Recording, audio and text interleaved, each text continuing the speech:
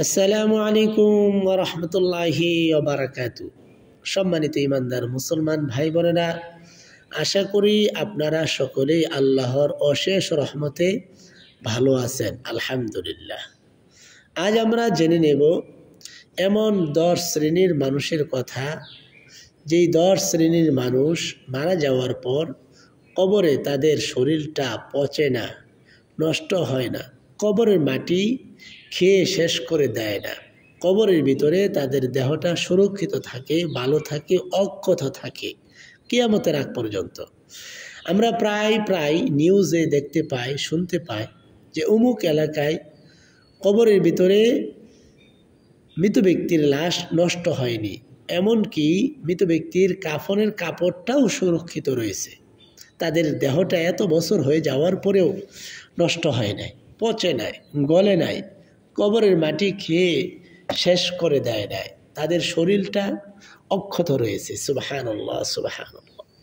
তাহলে আসুন এমন 10 শ্রেণীর মানুষের কথা জেনে নেব, যাদের শরীরটা কবরের ভিতরে সুরক্ষিত থাকবে কিয়ামতের আগ পর্যন্ত, নষ্ট হবে না, পচবে না, গলে যাবে না, মাটির সাথে মিশে যাবে না, শরীরটা অক্ষত থাকবে। সুবহানাল্লাহ। 1 নম্বর, নবী রাসূলগণ।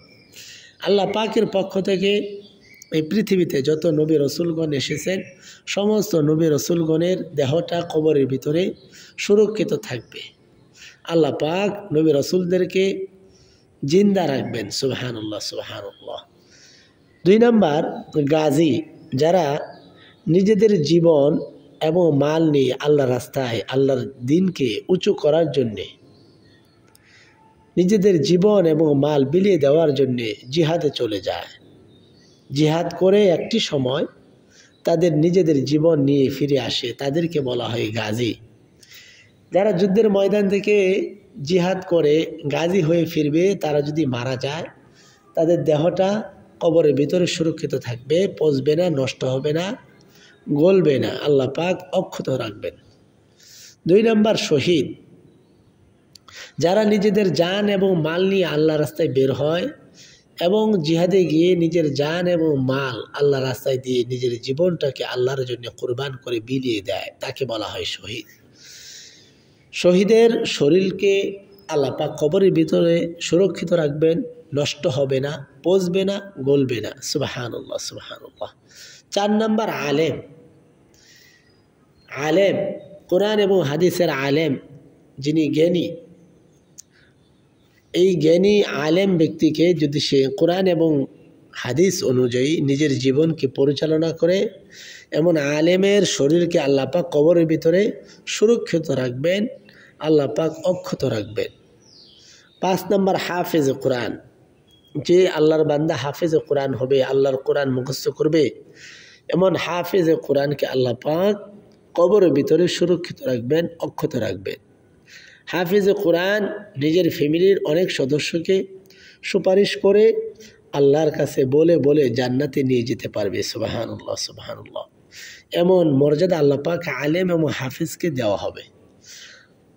6 নম্বর, মুয়াজ্জিন, যে ব্যক্তি আল্লাহকে পাওয়ার জন্য শুধুমাত্র আল্লাহর জন্য আজান দেয়, এমন মুয়াজ্জিন আল্লাহ পাক এই মুয়াজ্জিনের শরীরকে অক্ষত রাখবেন, ভালো রাখবেন, কবরের মাটি তার শরীর খাবে না, পচবে না, নষ্ট হবে না, গলে যাবে না।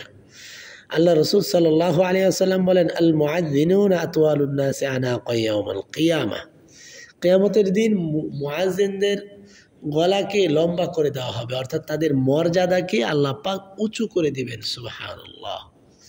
7 নম্বর, ন্যায়পরায়ণকারী বাদশাহ, ন্যায়পরায়ণ, আল্লাহ ভীরু, আল্লাহ পাকের কোরআন এবং হাদিস অনুযায়ী নিজেদের রাজ্য, নিজেদের দেশ, নিজেদের এলাকা পরিচালনা করেছে, এমন ন্যায়পরায়ণ বাদশাহ, ন্যায়পরায়ণ ব্যক্তি, আল্লাহ পাক তাকে এই মর্যাদা দিবেন যে তার শরীরটাকে কবরে অক্ষত রাখবেন। সুবহানাল্লাহ। 8 নম্বর, সন্তান জন্মদানকালে যে মা মারা যায়, তাকে শহীদের, হুকমান শহীদের মর্যাদা দেওয়া হয়। যদি কোনো মা সন্তান জন্ম দিতে গিয়ে প্রসব বেদনায় মারা যে যায়, নিজের জীবনটাকে সন্তান জন্ম দেওয়ার সময় বিলিয়ে দেয়, এমন মাকে আল্লাহ পাক মাফ করে দিবেন, তার শরীরটাকে, তার দেহটাকে কবরে অক্ষত রাখবেন এবং ভালো রাখবেন। সুবহানাল্লাহ, সুবহানাল্লাহ। একজন মা তার সন্তানকে জন্ম দেওয়ার সময় কত কষ্ট করে, অথচ সন্তান বড় হয়ে সে মা বাবাকে ভুলে যায়, মাকে কষ্ট দেয়। এমনটি কখনো করা যাবে না। আল্লাহ রসুল বলেন, মার পায়ের নিচে সন্তানের জান্নাত। সেজন্য মার খেদমতের মাধ্যমে জান্নাত অর্জিত হয়। 9 নাম্বার, বিনা অপরাধে যাকে মারা হয় তার লাশ। সমাজে দেখা যায় অনেক সময় বিনা অপরাধে, তার কোনো অপরাধ নাই, তাকে কি কারণে মারা হইতেছে, যারা মারতেছে তারা কিছুই জানে না। এমন নিরপরাধ দোষহীন ব্যক্তিকে আল্লাহ পাক কবরের ভিতরে সুরক্ষিত রাখবেন, অক্ষত রাখবেন, তার দেহটা পচবে না, গলবে না, নষ্ট হবে না। সর্বশেষ 10 নম্বর হচ্ছে, জুমার দিন বা রাতে যারা মারা যায়, জুমার দিন বা রাতে যারা মারা যাবে আল্লাহ পাক তাদেরকে ক্ষমা করে দেবেন, মাফ করে দেবেন। তাদেরকে আল্লাহ পাক তাদের দেহটাকে কবরে সুরক্ষিত রাখবেন, অক্ষত রাখবেন। সুবহানাল্লাহ, সুবহানাল্লাহ।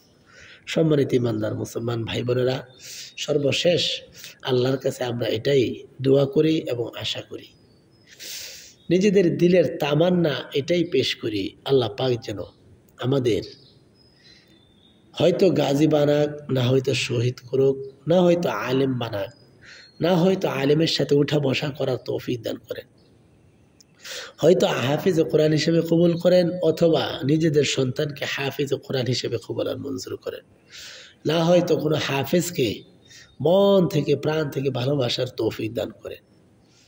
আল্লাহ পাক আমরা চাইলে আমরা আজান শিখে মসজিদে আজান দেওয়ার একটা অভ্যাস করতে পারি আল্লাহর জন্য, শুধুমাত্র আল্লাহর জন্য। তবে এটা হতে হবে মসজিদের যিনি মুয়াজ্জিন, ওনার যেন কোনো সমস্যা না হয়, ওনার চাকরিতে যেন কোনো ব্যাঘাত না ঘটে, উনি যেন কষ্ট না পায়, সেভাবে যদি আজান দেওয়া যায় সেইভাবে দেওয়ার চেষ্টা করা, কোনো আলেম অথবা মুয়াজ্জিনকে কষ্ট না দেওয়া। এবং নিজেদের আহাল পরিবার, যখন আমাদের মা বোন জন্ম দান করবে সন্তান, সে সময় তার সেবা নেওয়া, তার খোঁজখবর নেওয়া এবং তার সব কিছু দেখাশোনার দায়িত্ব নেওয়া। বিনা অপরাধে সমাজে কেউ যেন মারা না যায়, অথবা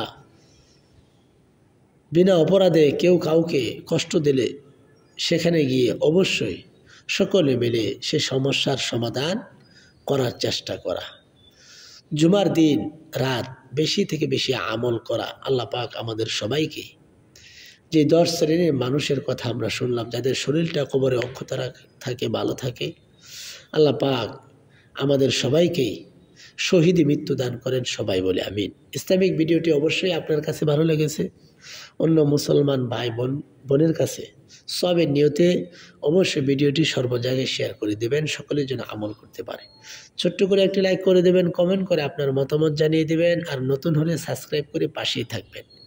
আসসালামু আলাইকুম ওয়া রাহমাতুল্লাহি ওয়া বারাকাতুহু।